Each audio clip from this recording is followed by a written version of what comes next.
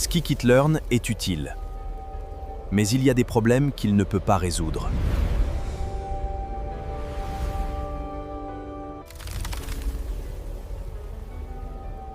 Dans ce tutoriel, vous construisez un vrai réseau de neurones, étape par étape. Mais avant de commencer, je vous remercie de bien vouloir laisser un like et de s'abonner pour nous soutenir. Laissez vos questions et suggestions dans un commentaire.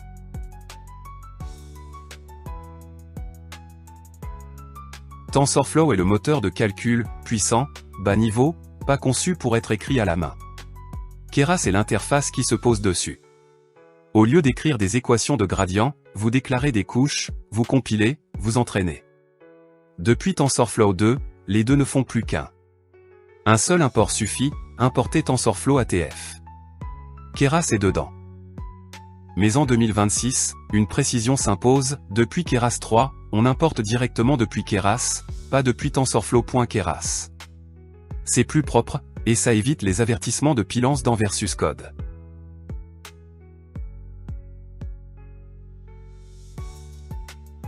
Une seule commande. TensorFlow embarque Keras, NumPy, et tout ce dont vous avez besoin.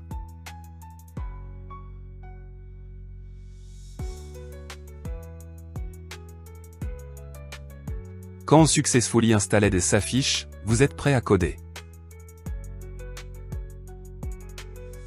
Le fichier contient 150 clients e-commerce. Cette variable d'entrée, âge, revenu, nombre d'achats, montant moyen, ancienneté, score de fidélité, catégorie. La cible, churn, ainsi le client à résilier, 0 sinon. Seulement 21 churners sur 150. 14% de l'ensemble. Ce déséquilibre compte, on y reviendra. 2 opérations avant de toucher au modèle. Label encodé convertit la colonne catégorie en nombre, Keras ne comprend pas le mot premium. Standard scalaire normalise toutes les colonnes.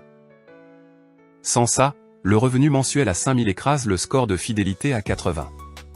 On découpe, 80% pour apprendre, 20% pour tester. Résultat, 120 lignes en entraînement, 30 en test. Et cette colonne, c'est ce chiffre qui définit la forme d'entrée du réseau. L'API séquentielle, une boîte vide dans laquelle on empile des couches dans l'ordre.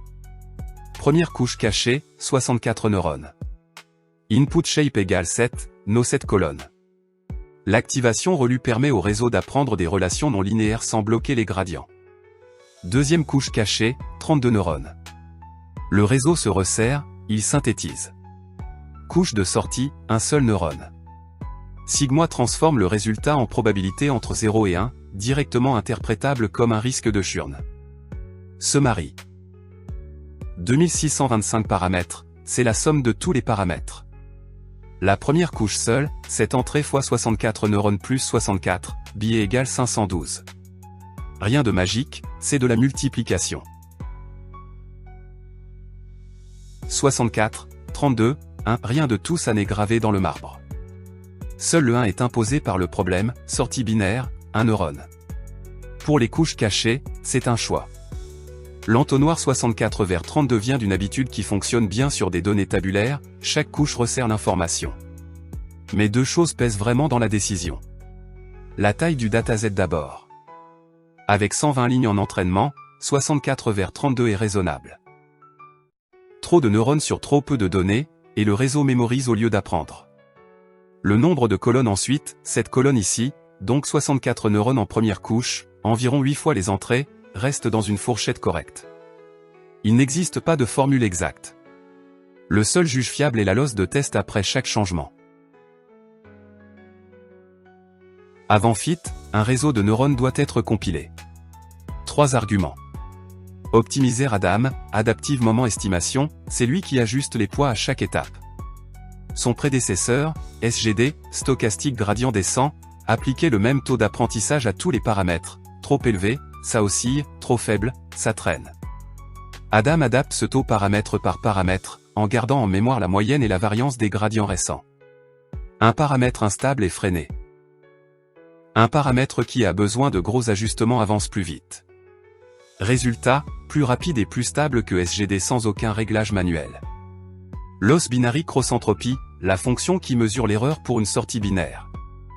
Elle pénalise fort les erreurs de haute confiance, prédire 0.95, quand la réponse est 0, c'est grave. Metric Accuracy, ce qu'on affiche à l'écran pendant l'entraînement. On verra en fin de vidéo pourquoi ce chiffre seul ne suffit pas. Fit lance l'apprentissage. Epoch égale 30, le réseau va lire l'intégralité des 120 clients 30 fois de suite. Batch size à 8, il traite 8 exemples avant chaque mise à jour des poids, soit 15 mises à jour par Epoch. Regardez la losse descendre. Epoch 1, 0.489. Epoch 10, 0.204. Epoch 30, 0.057. Le réseau fait de moins en moins d'erreurs. L'accuracy monte à 100% sur l'entraînement. Mais ces chiffres mesurent les données qu'il a déjà vues. Ce qui compte, c'est la prochaine étape. Evaluate teste le modèle sur les 30 clients qu'il n'a jamais vus. Lecture des résultats.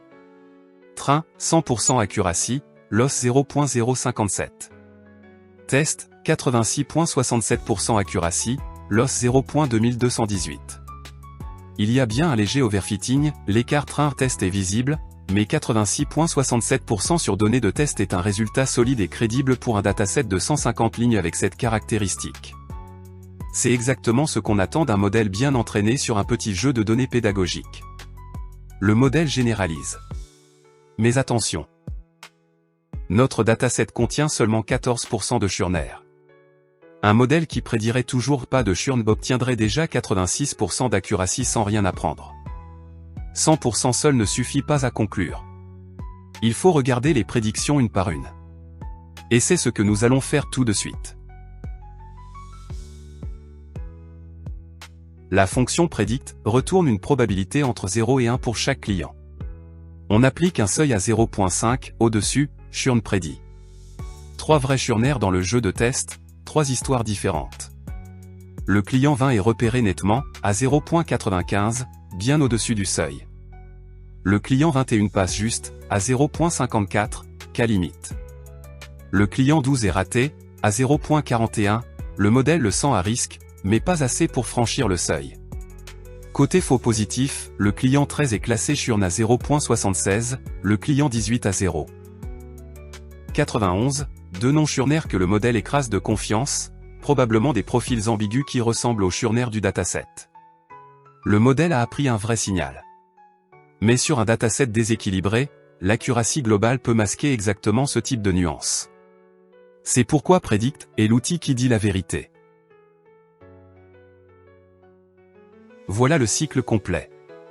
Import, préparation, architecture, compilation, entraînement, évaluation, prédiction. 6 étapes, un seul fichier. Copiez-le, lancez-le avec Python TensorFlow intro.py, tout fonctionne si le CSV est dans le même dossier. Le modèle existe. Prochain chapitre, le sauvegarder pour ne plus jamais le recalculer.